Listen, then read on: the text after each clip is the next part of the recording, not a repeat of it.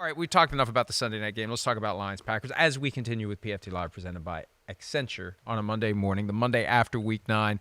The game of the day was the Lions and the Packers, and the first outdoor game for the Lions all year long. They have 3 in all.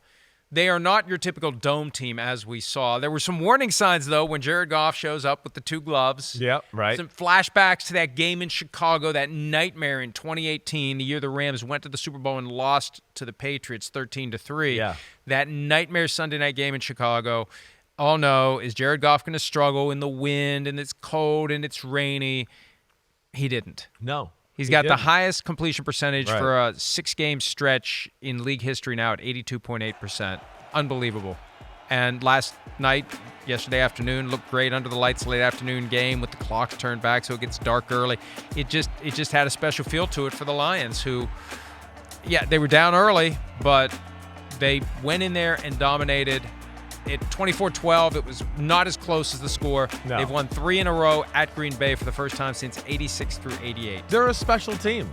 You're saying it's a special night. It was. It had a great look. It's old school. It's NFC North. They're a special team. They're the best team in the NFL right now. There's nobody playing better than Amon-Ra St. Brown shows up with Green Bay sucks on his shirt. They got edge. We know that. Jared Goff, back to the weather stuff. That's part of Dan Campbell, the coaching, all the things we've talked about, the turnaround of Jared Goff. And also, too, the weather is a problem when you're playing out in L.A. sometimes and you're doing that and you're practicing in L.A. and you don't get to do that. But we've talked about this a little bit. Even though they're a dome team, they're not practicing in a dome. They practice outside most of the weeks. So they get outside and get in the elements. So he is getting used to that. Year. Right. You said that last year. So it's not as big. He's used to throwing in the elements now. And I think there's knowledge and a gift to be learned from doing that when you get to do it in practice a little bit and that he's gained confidence from that. But the Lions just can do it so many different ways. I mean, the last 2 weeks,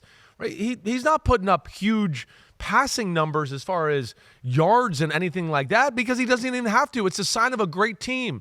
It's really efficient. He makes the plays when he has to, but he doesn't have to sit there and throw for 300 yards because the Lions can do everything. Return punts, fake trick plays on the offensive side of the ball, big plays that way. I mean, they do it all. They're a lot of fun to watch. There is a deep dive to be done one of these days. Yeah. To get into exactly what Dan Campbell did to access this higher level. Yeah. What was the plan? What kind of Bill Parcells trickled down through Sean Payton? Right. It's that kind of stuff. Honed the right way to just press the right buttons and avoid the wrong buttons to take a guy who had a ceiling and to encourage him and just to incrementally bust through get better and better. Right. And that's the thing. It wasn't like he wakes up one day and he's a superhero. Yeah. It's, hey, Jared Goff's a little bit better than he's 2 years ago. Yeah, he's a little bit better than he's been. Right. Oh, maybe they won't just move on from him after the guaranteed money expires in the contract that they got a first-round pick to take from the Rams. Maybe they'll keep him. And then, maybe they'll extend him. Well, maybe he'll get a market. Could he get a market level deal? And then he gets a market level deal, and he plays even better. Like, I'd love to know what kind of Jedi mind trick Dan Campbell, and I don't know that he would ever admit to it because he may have to do it again and again and again as he keeps coaching, but he found a way to psychologically reset and reimagine and elevate Jared Goff in a way that if someone could sit down with him for an hour and really delve into it, get past all the, wasn't it funny when, like the Chris Farley, hey, remember when you said that? That was awesome. Like that, remember when you talked about biting kneecaps? Yeah, that was 4 years ago. Let's figure out what he did. And I don't think he would ever delve into that, but they did something. Well, he's got the magic touch. It wasn't just accidental. They had a plan for getting more out of Jared Goff, and it worked. And he's a great communicator. He's a great psychologist. What he says, how he talks to the team in front of the podium, what we saw in Hard Knocks 2 years ago, and how he talks to the team that way. He has a way to communicate that I don't think it would matter if he told people some of his secrets because you can't emulate what he is. And it is a little bit of like you're talking about, that Bill Parcells, Sean Payton, just the right touch of, hey, nudging you, pushing you the right way, but also not tearing you down when things are bad, or if you had a bad day, to where, oh, wait, I can't build you back up and get you where you want to go, right? And I think that's where he's got a special way. And then we've talked about when you got an offensive coordinator like Ben Johnson, who then can get people open all the time, and then you talk about the psychology on top of that, and then he's got a Mark Brunell at quarterback coach with him, who's been through the thick and thin of the NFL, and he can tell him things and be in his ear and encourage him. There's just, I think, an incredible support staff right there, let alone we're at a point here, and I think we got to it really early last year, where Jared Goff realizes, wait, I don't need to be superhero here. I just throw to the guy that Ben Johnson says is open, hand the ball off here and there. You know, my coach will be aggressive, where our defense will make a few plays, and we'll win football games. And they're on fire right now, and you said it the right way. They dominated the Packers yesterday. Packers are just too sloppy. They are a sloppy football team, and we have yet to see Jordan Love really play what I would say is an A-plus game yet this year. He might have played an A- or some B-plus games, certainly, but yesterday still missed throws. They miss a field goal, drop passes, whatever it is, just not clean football by Green Bay, and it really hasn't been throughout the year. There's an alternate universe where Sean Payton leaves New Orleans a year earlier, and they can potentially keep Dan Campbell, because Campbell left right. prior to what became Payton's final year. So Dennis Allen took over after Sean Payton. Mm-hmm. And you just wonder if there was a different way to string the popcorn and there would have been a handoff. And I wonder, and I assume Payton didn't know he was thinking about leaving. I don't know. Yeah. But you wonder if there was a way to do that handoff from Payton to Dan Campbell and have him with the Saints. I'm sure it's crossed some people's mind down there that they let that guy out of the building. He's a special football coach. He has not a lot of people come around that I feel like have the, what do I want to say, the old school Bill Parcells, Vince Lombardi touch, right? He's got a different way about it, and he talks like this. And it's authentic. It's authentic, and exactly. He's big enough.